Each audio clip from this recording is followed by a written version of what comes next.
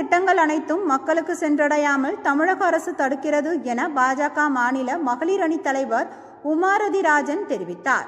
பாஜகவின் 11 ஆண்டுகால ஆட்சியின் சாதனைகள் குறித்து தூத்துக்குடி பாஜக மாவட்ட அலுவலகத்தில் நேற்று பாஜக மாநில மகளிர் அணி தலைவர் உமாரதி ராஜன் செய்தியாளர்களை சந்தித்து பேட்டி. பத்திரிகை சகோதரர்கள் அனைவருக்கும் அன்பான வணக்கத்தை தெரிவித்துக் கொள்கின்றேன். நம்முடைய பாரத தேசத்தினுடைய வளர்ந்த இந்தியாவினுடைய மோடி அரசு இந்த வளர்ந்த இந்தியாவிற்கு அர்ப்பணிக்கப்பட்டுள்ளது. 11 ஆண்டு காலம் முடிந்து 12வது ஆண்டிலே நம்முடைய மத்திய அரசாங்கம் அடியெடுத்து வைத்திருக்கக்கூடிய இந்த நல்ல நிகழ்விலே மோடி அரசாங்கம் செய்த சாதனைகளை எல்லாம் மக்கள் மத்தியிலே எடுத்து சொல்ல வேண்டும் என்பதற்காக தேசம் முழுவதிலுமாக கடந்த நேற்று, இன்று, நாளை 3 தினங்கள் பத்திரிகையாளர்களை சந்தித்து மத்திய அரசாங்கத்தினுடைய சாதனைகளையும் வளர்ந்த இந்தியா எப்படி இருக்கின்றது என்பதை மக்கள் மத்தியிலே உங்கள் வாயிலாக சொல்ல வேண்டும் என்பதற்காகவும் அழைத்திருக்கின்றார்கள். அந்த வகையிலே இன்றைக்கு உலகமே வியந்து பார்க்கின்ற அளவிற்கு ஒரு உத்தம தலைவராகிய நம்முடைய மரியாதைக்குரிய பாரத பிரதமர் நரேந்திர மோடி அவர்கள் பதவியேற்ற இந்த 11 ஆண்டு காலத்திலே எண்ணற்ற பல நல்ல விஷயங்களை நம்முடைய தேசத்திற்கு கொடுத்திருக்கின்றார்கள். குறிப்பாக சேவை, நல்லாட்சி மற்றும் ஏழைகளின் நலனிலே அக்கறை கொண்ட இந்த ஆட்சி அனைத்து தரப்பு சாமானிய மக்களுக்கும் அனைத்து நலத்திட்டங்களும் கிடைக்க வேண்டும் என்கின்ற இந்த அற்புதமான எண்ணத்தை மாத்திரமே கொண்டு சேர்த்திருக்கின்றது. அவருக்கு பிரதமராக வந்த உடனே அவர் சொன்னார், நான் பாரத தேசத்தினுடைய பிரதமராக வரவில்லை, இந்த நாட்டினுடைய ஏழை தாயினுடைய பிள்ளையாக கடைக்கோடி மக்களினுடைய சேவகனாகத்தான் நான் வந்திருக்கிறேன் என்று வந்த உடனடியாகவே நமக்கு சொன்னார். இன்று வரைக்கும் அதை கடைபிடித்து நம்முடைய சேவகனாக இருந்து மக்கள் பணியாற்றி கொண்டிருக்கின்றார். இன்னைக்கு நலிவடைந்து வரக்கூடிய ஒரு தொழில், தேசத்தினுடைய முதுகெலும்பாக இருக்கக்கூடியது நம்மளுடைய விவசாயம். விவசாயத்தினுடைய கஷ்டத்தை உணர்ந்து, விவசாயிகள் இன்னைக்கு பட்டுக்கொண்டிருக்கக்கூடிய கஷ்டங்களை உணர்ந்து விவசாயிகளுக்கு 6000 ரூபாய் மானியமாக ஆண்டுதோறும் அவர்களுக்கு கொடுத்து கொண்டிருக்கின்றார்கள். கிட்டத்தட்ட 3.7 கோடி விவசாயிகள் இதுல பயன்பெறுகின்றார்கள். தமிழகத்துல இன்னைக்கு நாம அதை பார்ப்போம் அப்படின்னு சொன்னா 38 லட்சம் விவசாயிகள் இதுவரைக்கும் நம்ம பயன்படுத்திக் கொண்டிருந்தார்கள். ஆனா இது 21 லட்சமாக குறைக்கப்பட்டிருக்கு. நம்முடைய மாநில அரசாங்கம் இதற்கான சரியான சர்வே எடுத்து பயனாளிகளை கண்டறிந்து அவர்களுக்கு மத்திய அரசாங்கம் கொடுக்கக்கூடிய பணத்தை கூட கொடுப்பதற்கு இன்னைக்கு தமிழ்நாட்டினுடைய அரசாங்கம் அதற்கான முயற்சிகளை எடுக்கவில்லை என்பதுதான் வருத்தமான ஒன்று. 38 இருந்து 21 லட்சமாக குறைக்கப்பட்டிருக்கின்றது. கிட்டத்தட்ட 17 லட்சம் விவசாயிகள் இதுல குறைக்கப்பட்டிருக்கின்றார்கள் என்பது வருத்தம் அளிக்கக்கூடிய விஷயமாக இன்றைக்கு நாங்கள் இங்கே பதிவு செய்கின்றோம். அவர் மோடி ஐயா கொடுக்கக்கூடிய எல்லா திட்டத்தையும் ஸ்டிக்கர் ஓட்டுறதை நீங்க பாப்பீங்க. இன்னைக்கு விஸ்வகர்மா யோஜனா திட்டத்தின் கீழ அனைத்து தரப்பு தொழில் செய்யக்கூடிய பல 30 வகையான தொழில் தொடங்குவதற்கு 1 லட்சம் ரூபாய் நாம நிதி ஒதுக்கீடு கொடுக்கிறோம் அப்படின்னு சொல்லும்போது இன்னைக்கு அந்த கலைஞரின் கைவினை திட்டமாக கொண்டு போய் இவங்களே செய்ய விடாம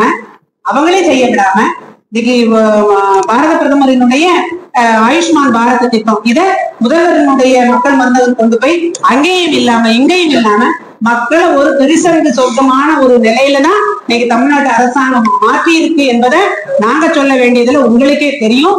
மத்திய அரசாங்கம் கொடுக்கக்கூடிய நிதி எல்லாத்தையுமே அவங்க நம்முடைய பாரத பிரதமரினுடைய வீடு கட்டு திட்டம் இன்னைக்கு கலைஞரினுடைய பசுமை வீடா கலைஞரினுடைய கனவு இல்லமாக போறதை நாம பார்க்கின்றோம். எல்லாம் ஸ்டிக்கர் ஓட்டுறவங்க வாயிற்கு எல்லாம் சொல்லுவாங்க.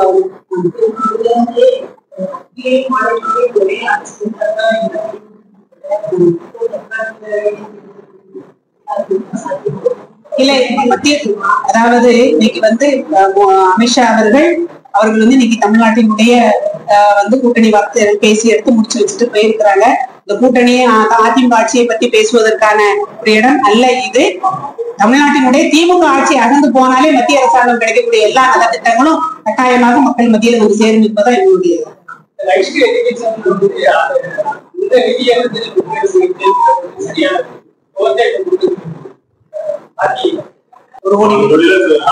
தமிழ்நாடு. நீங்க மத்திய அரசாங்கம் கொடுக்கக்கூடிய திட்டத்துல அதிகப்படியாக பலன் பெறக்கூடிய மாவட்ட பட்டியல தமிழ்நாடு இருக்கு. அது முத்ரா வங்கியாக இருக்கட்டும், ஜன்தன் வங்கி கணக்காக இருக்கட்டும், ஜல்ஜீவன் மிஷன் தண்ணி கொடுக்கக்கூடிய விஷயமாக இருக்கட்டும், வீடு திட்டமாக இருக்கட்டும், அனைத்து திட்டத்திலேயும் அதிக பலன் பெறக்கூடிய பிஜேபி ஆளாத மாநிலமாக இருக்கக்கூடிய மாநிலத்துல மத்திய அரசாங்கம் கொடுக்கக்கூடிய திட்டத்துல அதிக பலன் பெறக்கூடிய மாநிலத்துல தமிழ்நாடு ஒண்ணுங்கிறத நாங்க சொல்றோம். அது எப்போதுமே அப்படிதான் சொல்றாங்க, ஜிஎஸ்டி தரல ஜிஎஸ்டி தரல ஜிஎஸ்டி தரல. இதேதான் நிதி ஆயோக் கூட்டத்துக்கு கூட்டா போக மாட்டாங்க. அவங்க கட்சி சார்ந்து ஏதாவது ஒரு பிரச்சனை வருது அப்படின்னு சொன்னா ஓடி போயிருவாரு டெல்லிக்கு.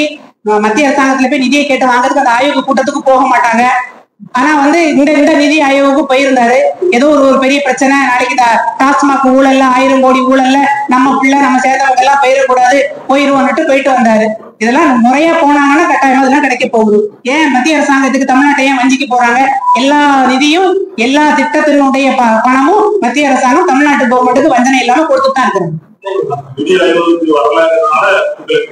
அப்படி இல்ல, போய் கேட்கணும்ல. எந்த ஒரு விஷயத்தையும் போய் நம்மளுடைய தமிழ்நாட்டுல போய் தமிழ்நாட்டுக்கு அப்படின்னு சொல்லி தமிழ்நாட்டுல இருந்து இது வரைக்கும் போய் நம்மளுடைய 39 எம்பி இருக்கிறாங்கல்ல பார்லிமெண்ட்ல போய் இது வரைக்கும் தமிழ்நாட்டினுடைய நலத்திட்டத்துக்குன்னு ஏதாவது குரல் கொடுத்திருக்காங்களா? மத்திய அரசாங்கம் செய்யக்கூடிய எல்லா விஷயத்துக்கும் எதிர்ப்பு குரலை கொடுத்து அங்க போய் பஜ்ஜி சொஜ்ஜி சாப்பிட்டு வெளியில வந்து கண்டன குரல் எழுப்புறதுதான் இந்த எம்பிக்களுடைய வேலையா இருந்திருக்கு. தமிழ்நாட்டினுடைய முன்னேற்றத்துக்கு ஏதாவது இது வரைக்கும் போய் பேசியிருக்காங்களான்னு மட்டும் சொல்லுங்க.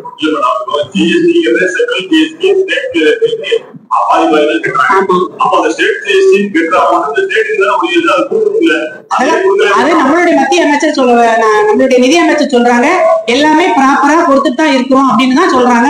நிதி அமைச்சருடைய வாயிலிருந்து தமிழ்நாட்டுக்கு எதுவுமே கொடுக்கலன்னு இது வரைக்கும் வரல. மத்திய நிதி அமைச்சரும் அந்த ஜிஎஸ்டி கவுன்சில் கொடுக்கக்கூடிய பங்கு தொகையை கரெக்டா கொடுத்துட்டு இருக்காங்கன்னா நம்மளுடைய நிதி அமைச்சகத்துல இருந்து